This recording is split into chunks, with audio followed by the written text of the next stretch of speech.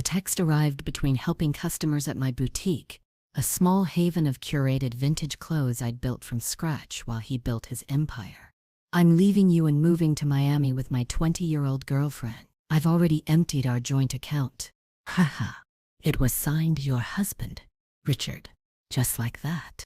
A text message, devoid of punctuation, brimming with casual cruelty and a chilling finality. I remember looking at the screen, the bright light swimming for a second, the sound of the register suddenly distant. The haha felt like a physical blow, sharp and intended to wound. It wasn't just the words, it was the sheer lack of regard.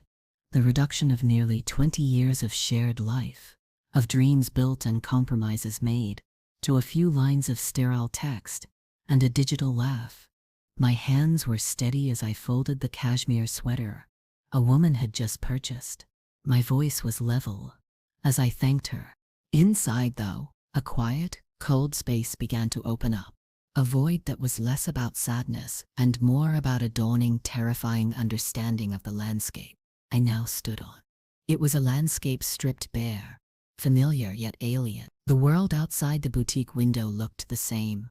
Traffic flowed, people hurried past, but my internal world had shifted seismically. He hadn't just left. He had attempted to erase me, to dismantle my financial reality as casually as he might discard an old suit. The joint account wasn't just money. It represented shared history, future plans, the safety net we'd built together. Or so I thought. His laughter felt like a declaration of war, when I hadn't known I was fighting. Before we dive into what happened next, tell me in the comments, where in the world are you watching from? It's always incredible to see how far these stories reach. I finished with the customer, a practiced smile fixed on my face. It was a mask I'd worn for years, perfecting the art of presenting a calm exterior while a storm brewed within. Richard had always seen that calm as placidity, as a lack of depth or ambition beyond the comfortable life he provided. He saw my quiet nature as a sign of weakness, my preference for observation over grand pronouncements as a lack of intelligence. He'd often patted my hand across the dinner table at some corporate event, introducing me with a dismissive chuckle.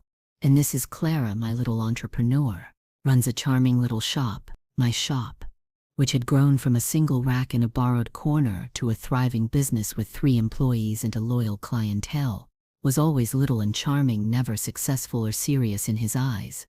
He had always been like this, subtly belittling, his compliments edged with condescension. It was a slow erosion, like water wearing away stone. I'd learned to absorb it, to deflect it, to build a strong internal core that didn't require his validation. I saw the world differently than Richard.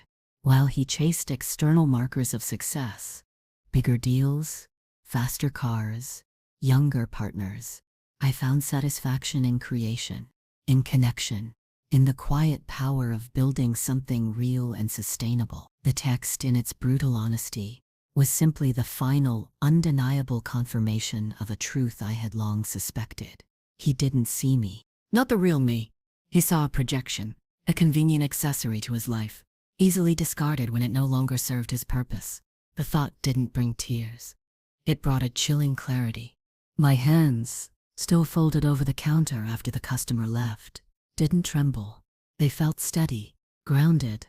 A different kind of feeling was settling over me, replacing the initial shock. It felt cold, heavy, like wrought iron settling deep in my gut. It wasn't anger yet. Not the hot, explosive kind. It was colder, more calculated. It felt like the click of a lock. I spent the rest of the afternoon operating on autopilot. I helped customers, managed inventory, spoke to suppliers. My employees, bless them, noticed nothing.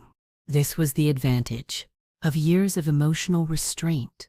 My poker face was impeccable. Inside, though, my mind was racing, sorting through years of accumulated data points. Richard's financial habits, his constant need for liquidity for his next big venture, the way he'd always kept our finances largely separate despite the joint account, citing tax efficiency. I remembered signing documents without reading them closely, trusting him implicitly when he said, "It's just a formality, darling," That trust felt like a heavy cloak now, one I wanted to shed immediately. I thought about the joint account, the one he'd emptied. It held a substantial amount. Not everything, thankfully, as I had kept my business finances entirely separate and maintained a personal account. A quiet act of financial independence. I'd started years ago, almost instinctively, but the joint account held the bulk of our savings for shared goals, renovations, travel, a potential retirement fund. It was the symbol of our partnership, and he had plundered it. The ha-ha echoed in my mind. It was the sound of his certainty, his belief that this was a fait accompli, that I was helpless to stop him, to recover or to retaliate. This assumption, more than the theft itself, was the spark. It ignited a slow, steady burn beneath the cold iron in my gut. He saw me as predictable, weak, easily defeated. He had underestimated me my entire marriage. This time it would be his undoing. I closed the shop early that day, telling my employees I felt a bit unwell. It wasn't a lie. I felt sickened, yes, but not by despair, by a dawning quiet rage that felt surprisingly clean and focused. That evening, the quiet house felt vast and silent, the silence amplifying the hum of my own thoughts. I didn't contact Richard. I didn't plead or demand. There was nothing to say to him that could traverse the gulf he had created. He had made his statement. Now it was my turn. I went to my home office, a space he rarely entered, cluttered with business books and design sketches, a world separate from his polished, minimalist aesthetic. I pulled out a box I hadn't opened in years. It contained old bank statements, legal documents related to property, our marriage license, copies of our wills. I had always been organized, meticulous, a trait he found tedious. Now it felt like I had been preparing for this. Unknowingly, for years. As I sifted through the papers, a different kind of emotion began to surface. Not just the cold anger, but a quiet sorrow for the life I thought I had, the future I believed we were building. A flashback surfaced. Richard, handsome and charming, proposing on a bridge in Paris, the lights sparkling on the Seine. He had seemed so sure of us then. Or perhaps he was just sure of himself, of his ability to acquire whatever he desired. I pushed the sentimentality away. It was a distraction. What mattered now was strategy, not sentiment. I found the statements for the joint account. I cross-referenced them with our personal accounts. The withdrawal was indeed massive, leaving only a nominal amount. It was a clear act of financial violence. But as I looked at the dates of the specific transactions, a detail caught my eye. A series of smaller transfers had occurred in the weeks leading up to the large withdrawal, moving funds not just to his personal account, but to other unfamiliar accounts. He hadn't just emptied the account, he had been meticulously siphoning it. This wasn't a spur-of-the-moment decision, triggered by his sudden infatuation. It was planned. This added another layer to the betrayal, making it not just cruel, but cold and calculated.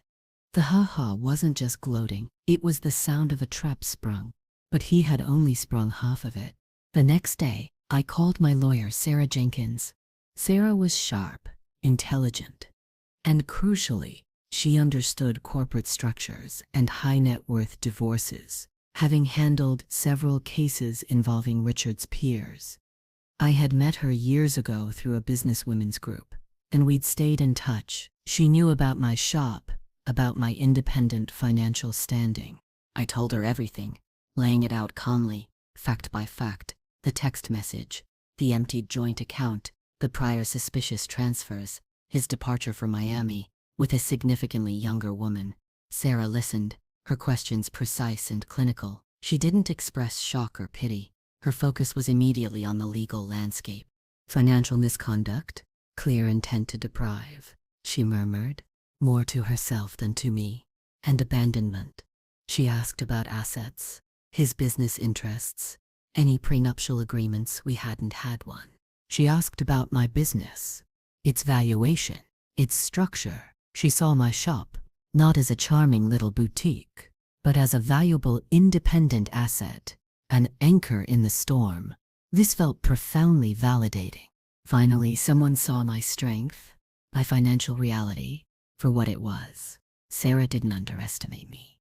That made all the difference. He thinks he's left you with nothing, doesn't he? Sarah said, a quiet steel in her voice. He thinks he's won the first move. I nodded. That was exactly it. He saw the emptied account as checkmate. He doesn't know what you have, Clara.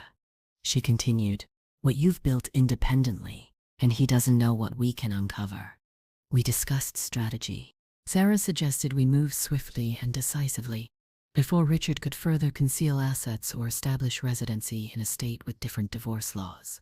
Her plan was bold, precise, and aimed not just at recovering what was taken, but at ensuring he paid a price for his actions, for his arrogance. It wasn't just about money, it was about accountability. It was about turning his perceived strength, his financial maneuvering, his belief in his untouchability, into his vulnerability. The cold iron in my gut began to warm, replaced by a different sensation, anticipation. We worked quickly and quietly. Sarah initiated proceedings, filing for divorce on grounds that included financial misconduct and abandonment. We immediately sought freezing orders on several of Richard's known accounts and assets, citing the evidence of the empty joint account and the suspicious transfers as proof of his intent to dissipate marital assets. This was a critical first step, designed to catch him off guard. Richard, basking in the Miami sun with his new girlfriend, was reportedly blindsided when his corporate accounts were frozen. His credit cards declined. The ha-ha in his text must have felt rather hollow then. He called, not me, but Sarah, demanding to know what was happening. His voice, even through Sarah's recounting, was predictably blustering, full of outrage and indignation. She can't do this. Who does she think she is? That money was mine. He still didn't understand. He still saw the marital assets, the shared life, as his sole possession. Sarah calmly explained the legal basis for the freezing orders, citing his own text message as key evidence of his malicious intent. His haha had just become Exhibit A. The irony was sharp, dry, and deeply satisfying. He had meant it as a final act of dominance, and it had become the weapon used to disarm him. We requested immediate financial disclosure. This was where his careful planning began to unravel. While he had emptied the joint account, he hadn't anticipated that I would have the resources, the independent means, and the sheer will to fight back so aggressively, so swiftly. He hadn't seen me as a threat, just a minor inconvenience he could discard. His underestimation of me was, as always, absolute, and it was beautiful to watch it begin to crack. The process of financial discovery was exhaustive. A deep dive into Richard's complex web of companies, investments, and hidden interests. Sarah employed a forensic accountant, a quiet, methodical woman named Emily, who had a reputation for finding money buried in the most obscure places. Emily worked diligently, following the trail of the funds Richard had siphoned. We discovered offshore accounts, shell corporations, investments he had deliberately kept hidden. Each discovery was like unearthing a buried truth, a testament to the deception he had woven throughout our marriage. My emotional restraint served me well during this phase. There was no need for histrionics or emotional outbursts. The facts were damning enough. The cold anger I had felt initially had settled into a quiet determination. This wasn't about revenge in a petty sense. It was about justice. It was about reclaiming not just the money, but my dignity, my autonomy, the narrative he had tried to steal from me. While Richard raged from Miami, frustrated by the frozen assets and the legal constraints tightening around him, I remained here, calm, focused, working with Sarah and Emily. My quiet confidence, the very trait Richard had dismissed as passive, was now my strength. I didn't need to shout to be heard. The legal filings, the evidence presented by Emily, spoke volumes. Richard's legal team, initially dismissive, perhaps having heard his version of events where I was the helpless little wife, grew increasingly concerned as Sarah systematically dismantled their defenses. They began to see that they weren't dealing with a fragile woman, but with someone who was intelligent, prepared, and backed by undeniable evidence. The power was slowly, deliberately shifting. One afternoon, as we prepared for a key hearing, Sarah looked at me across her desk. "You know, Clara," she said, "Richard's team keeps expressing surprise. They expected you to settle quickly, quietly, to be intimidated by his lawyers, by the complexity of his finances." I smiled, a small private smile that didn't reach my eyes. "He always underestimated me, Sarah. In everything," she nodded. "Well, he's learning. This is costing him, not just financially, but in terms of reputation. And the longer this goes on, the more Emily finds." The quiet satisfaction began to build within me. It wasn't loud or triumphant, but deep and resonant. It felt like the steady hum of a well-oiled machine. My focus wasn't solely on punishing Richard, though the idea held a certain appeal. It was on securing my future, on ensuring that his attempt to leave me destitute failed completely. I continued to run my shop, drawing strength from the tangible reality of my business, the loyalty of my employees, the simple pleasure of curating beautiful things.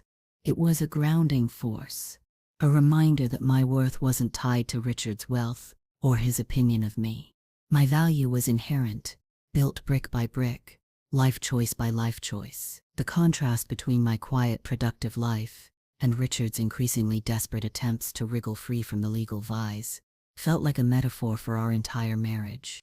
He was all external flash and bluster. I was quiet substance and resilience. The hearing arrived. Richard flew back from Miami, looking thinner, his tan fading, the arrogant swagger replaced by a tense anxiety. He avoided my eyes. Across the courtroom, his lawyer did most of the talking, attempting to portray the emptied account as a misunderstanding, a necessary business maneuver, anything but malicious intent. But Sarah was ready. She presented the text message. "I've already emptied our joint account." Haha. Stark and damning evidence of his state of mind. She presented Emily's findings, the systematic siphoning of funds, the hidden accounts. She showed a pattern of deliberate financial concealment. Richard's face grew paler with each piece of evidence. He fidgeted in his chair, shooting glares at me that I met with a calm, steady gaze. I wasn't putting on a show. This was the culmination of years of suppressed emotions, channeled now into quiet strength. The judge listened intently, asking pointed questions. The air in the courtroom was thick with tension, but for me it felt strangely calm, like being at the eye of a storm. This was it.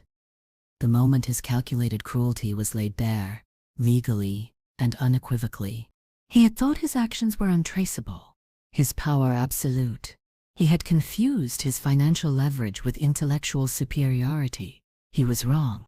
The judge's ruling was decisive. Citing the clear evidence of financial misconduct and intent to defraud, he not only ordered the freezing orders to remain in place, but also mandated the immediate return of the funds taken from the joint account. Furthermore, based on Emily's findings, he ordered the full disclosure and equitable distribution of the previously hidden assets. Richard was ordered to pay significant legal fees. The judgment was a complete repudiation of his actions, a legal validation of everything he had tried to deny.